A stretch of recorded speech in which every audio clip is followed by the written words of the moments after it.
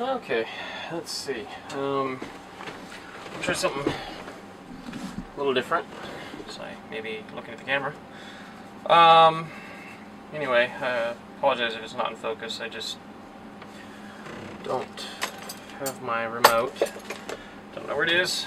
Anyway, gonna try talking about what I've come to characterize as kind of what's really going on as far as why things are as bad as they are. Anyway, I've mentioned before that the core problem is regression of moral development, suppression of moral development and regression. Suppression happens through the media. Now, how they are able to do this actually is the use of psychology, but the actual mechanism, what you need to be concerned with, is that they are actually affecting your primitive brain.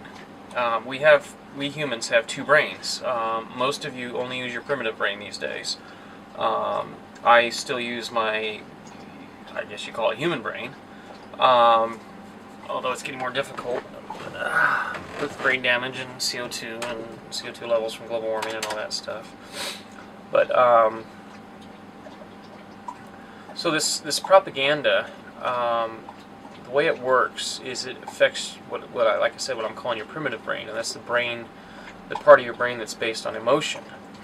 Your instincts, that's why I call it your primitive brain, is that your instincts are emotion-based. Your instincts are very interconnected with your emotion.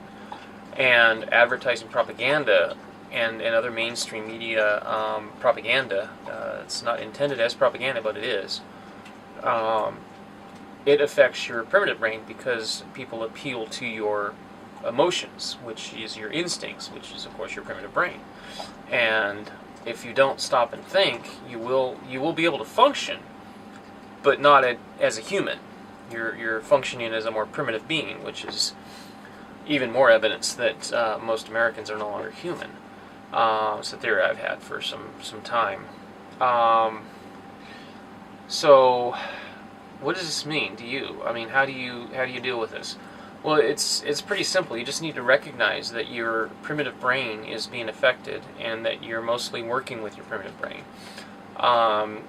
Your more advanced brain, your logical brain, I guess would be a way to characterize it, is not going to be so susceptible to such appeals.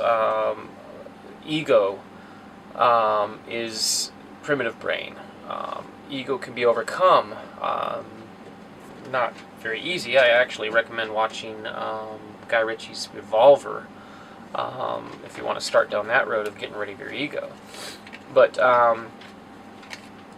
so it's really easy to affect and control people through the mechanism of appealing to the primitive brain, to the instincts, the emotions. It's also easy to educate the same way. I mean, one of the ways they talk about to teach you how to remember things is they put it to music, or they use music. And what is music? The music is direct appeal to your primitive brain. It's direct appeal to emotion. Music and other forms of art are primarily communication of emotion, whereas writing is most often communication of just facts or knowledge or understanding.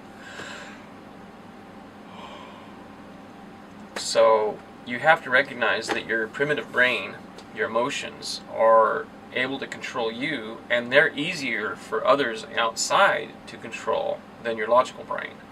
And that's why oh, sorry, my ears. There we go. That's why